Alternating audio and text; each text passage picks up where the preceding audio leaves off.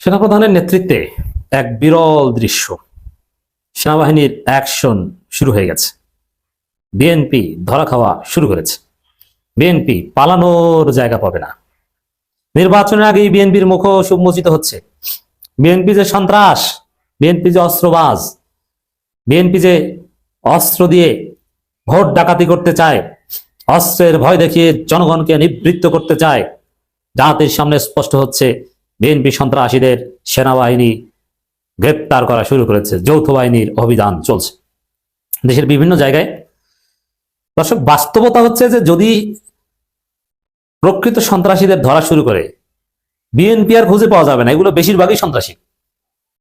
তবে যতটুকু অভিযান চালানো হচ্ছে, বিএনপি ধরা পড়ছে, অস্ত্র সহ ধরা পড়ছে।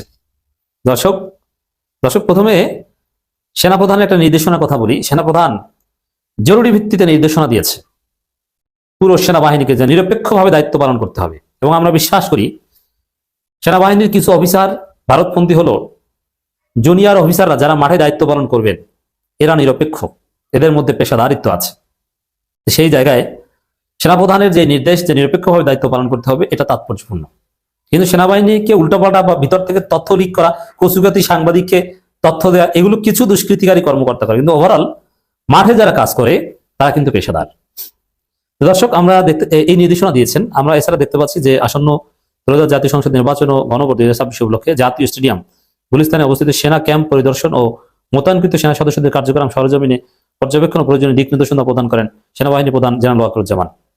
ওয়াকারুজ্জামান যে বক্তব্য দিয়েছেন, অসাধারণ বক্তব্য। স্টেডিয়ামে সেনাবাহিনীদের সুশৃঙ্খল যে মহড়া, তারা যে দাঁড়িয়ে দাঁড়িয়ে তার বক্তব্য শুনেছে, এটা পুরো জাতিকে আশাবাদী করে যে এই বাহিনী, 1 লক্ষ বাহিনী যদি মাঠে থাকে, তাহলে বাংলাদেশ তার সেই কাঙ্ক্ষিত নির্বাচন, শতাব্দীর শ্রেষ্ঠ নির্বাচন ইউনূসের ভাষায়, সেটা পাবে। সেনাবাহিনী যারা অন্য কেউ এই পরিস্থিতি স্বাভাবিক রাখতে পারবে না। পুলিশের পক্ষে সম্ভব নয়। এই জন্য এত তাড়াতাড়ি নির্বাচন হওয়া উচিত হয়নি। উচিত ছিল পুলিশ ফাংশনাল হবে পুরোপুরি, আইন শৃঙ্খলা পরিস্থিতি একদম স্বাভাবিক হবে, স্থানীয় সরকার নির্বাচন হবে, সরকারের সক্ষমতা বাড়বে, মানুষ আরো সিভিলাইজড হবে, নির্বাচন সম্পর্কে মানুষ অভিজ্ঞতা লাভ করবে স্থানীয় সরকার নির্বাচনের মাধ্যমে। এরপরে জাতীয় নির্বাচন হওয়া উচিত ছিল। যেহেতু এটা হয়নি, পুলিশ এখনো আগের মতো বা স্বাভাবিক অবস্থায় ফিরেনি, এই জন্য সেনাবাহিনী আমাদের ভরসা। যদিও মাঠে থাকবে যে পরিমাণ সেনাবাহিনী, এটা অপর্যাপ্ত। তবে এর মধ্যে বিশেষ দিক আছে। 1 লাখ সেনা সদস্য মোতায়েন থাকবে। প্রথমবারের মতো ভোট কেন্দ্রের আঙিনে পর্যন্ত টহল দেবে সেনাবাহিনী। এর মানে একদম ভোট কেন্দ্রের আঙিনে পর্যন্ত থাকবে। রিজার্ভ ফোর্স হিসেবে দূরে থাকবে। 18 সালের মতো বিষয়টা ওরকম নয়। তারা ভোট কেন্দ্রের আঙিনে পর্যন্ত থাকবে। এতেই মানুষ উজ্জীবিত হবে, মানুষ সাহস পাবে। সেনাবাহিনী ভোট কেন্দ্রের আঙিনে পর্যন্ত টহলে থাকলেই অপরাধীরা ভয় পাবে, ভোট চোরেরা ভয় পাবে, ভোট ডাকাতরা ভয় এটা করতে পারবে না। কারণ ভেতর থেকে খবর পেলেই তো তারা দৌড়ে আসবে। দৌড়ে যে ভোট চুরি করতে চাইবে বিএনপি, তার পাছা লাল করে দিবে। একটা বিষয় স্পষ্ট মনে রাখবেন যে বিএনপি ছাড়া কেউ ভোট চুরি করতে চাইবে না। একমাত্র বিএনপি সম্ভাব্য ভোট চোর, ভোট ডাকাত। অন্য কারণে কোনো টেনশন বা উদ্বেগের কারণ নেই। দর্শক, আসন্ন জাতীয় সংসদ নির্বাচন সুষ্ঠু ও নির্বিঘ্ন পরিবেশ নিশ্চিত করতে 1 লাখ সেনা সদস্য মোতায়েন করা হয়েছে, এটা সেনা সদর জানিয়েছে। আগে নির্বাচনে যেখানে সর্বোচ্চ 40-42 হাজার সদস্য স্ট্রাইকিং ফোর্স হিসাবে, স্ট্রাইকিং ফোর্স কিন্তু সাধারণত দূরবর্তী এলাকায় অবস্থান করতেন, কিন্তু এবার this is first time vote কেন্দ্রের আঙিনে পর্যন্ত টহলের অনুমতি তারা পেয়েছেন। এটা এক্সেপশনাল। এই জন্যই আমরা বলি যে এবারের নির্বাচন আশা করি যে শতাব্দীর শ্রেষ্ঠ নির্বাচন হবে। তবে বিএনপি পরিবেশ নষ্ট করছে এবং সিভিল অ্যাডমিনের একটা অংশ বিএনপির পক্ষে কাজ করছে।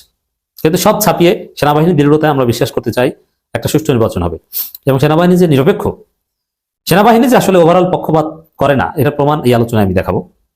ভোটারদের নিরাপদে কেন্দ্রে যাতায়াত ও আস্থা ফিরিয়ে আনতেই বাড়তি এই মোতায়েন জোরদার করা হয়েছে, যা 20 জানুয়ারি পর্যন্ত কার্যকর হয়েছে। এখানে মূলত 1 লাখ যথেষ্ট নয়।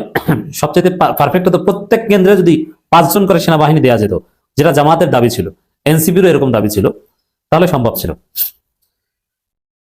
রাজধানী গুলিস্তানে roller skating complex in aid to civil পাওয়ারের আওতায় নিয়োজিত সেনাবাহিনীর কার্যক্রম সম্পর্কিত বিষয়ে আয়োজিত এক সংবাদ সম্মেলনে এই তথ্য জানান সেনা সদর সামরিক অপারেশন অধিদপ্তরের পরিচালক ব্রিগেডিয়ার জেনারেল দেওয়ান মোহাম্মদ মঞ্জুরুল হোসেন। এবার নির্বাচনে কেন বাড়তি সেনা সদস্য মোতায়েন, এমন প্রশ্নের জবাবে ব্রিগেডিয়ার জেনারেল দেওয়ান মঞ্জুর বলেন, আগের নির্বাচনগুলিতে আমরা সর্বোচ্চ 40-42 হাজার সদস্য মোতায়েন করেছি। এখন প্রশ্ন হচ্ছে এবার 1 লাখ সদস্য কেন মোতায়েন করেছে। অন্যান্য নির্বাচন থেকে এবার নির্বাচন আমাদের সদস্য মোতায়েন পার্থক্য হচ্ছে এবার ভোট কেন্দ্রের আঙিনে পর্যন্ত অনুমতি দেওয়া হয়েছে। আগের নির্বাচনগুলোতে এই অনুমতি ছিল না। আগের নির্বাচনগুলোতে আমরা স্ট্রাইকিং ফোর্স হিসেবে দূরবর্তী জায়গায় অবস্থান করেছি। এবার সাধারণ ভোটারদের জন্য নির্বিঘ্নে ভোট কেন্দ্রে যেতে পারেন, সেটা মাথায় রেখে সেনাবাহিনী প্রধান ন্যূনতম প্রয়োজনীয় সেনা সদস্য রেখে বাকি সব সেনা সদস্যকে নিয়োগ করেছে সুষ্ঠু ইলেকশনের জন্য। এখানে আরো আমরা আরো বেশি চাই, প্রত্যেক কেন্দ্রে 5 জন হলে ভালো হতো, সেনাবাহিনীর জনবলও বাড়ানো দরকার। কিন্তু তারপরও দেশের একদম সেনাবাহিনী কিছু ফিক্সড নিয়ম আছে, একটা নির্দিষ্ট সংখ্যক সেনাবাহিনী তাদের ক্যান্টনমেন্টের ভিতরে বা বিভিন্ন জায়গায় ডিপ্লয়মেন্ট অবস্থায় সবসময় রাখতে হয়, কারণ কোন সময় কি অঘটন ঘটে যায় বলা যায় না, সেনাবাহিনী একটা রুলসের মধ্যেই চলতে হয়।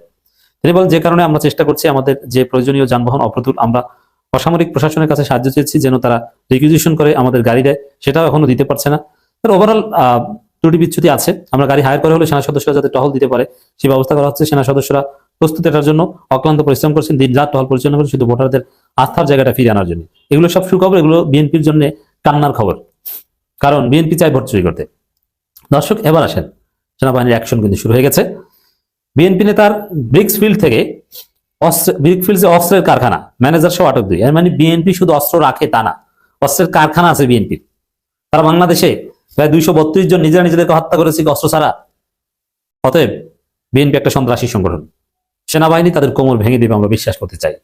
এই নির্বাচনের মাধ্যমেই জুলাই বিপ্লবের মাধ্যমে যেরকম আওয়ামী সন্ত্রাস এদেশ থেকে নিশ্চিহ্ন হয়েছে, এই নির্বাচনের মাধ্যমে বিএনপি সন্ত্রাস এদেশ থেকে নিশ্চিহ্ন হবে। তারপরে স্থিতিশীল, সুন্দর, আধুনিক, উন্নত বাংলাদেশ আসবে, নিরাপদ বাংলাদেশ আসবে। জামাতের নির্বাচনী ম্যানিফেস্টোর মূল কথাই হচ্ছে নিরাপদ বাংলাদেশ। চট্টগ্রামের সন্দ্বীপে বিএনপি তার ব্রিকফিল্ডে অভিযান চালিয়ে অস্ত্র, গোলাবারুদ ও আগ্নেয়াস্ত্র তৈরি সরঞ্জাম উদ্ধার করেছে কোস্টগার্ড। আরেক জায়গায় অস্ত্র সহ সাবেক ছাত্রদল নেতা বর্তমান যুবদল নেতা গ্রেপ্তার, আরেক জায়গায় স্বেচ্ছাসেবক দল নেতা গ্রেপ্তার। বিভিন্ন জায়গায় বিএনপি ছাত্রদল গ্রেপ্তারের হিড়িক পড়ে গেছে এবং সেনাবাহিনী হ্যাজ বিন ডুইং ইট। অসাধারণ, দি গ্রেট।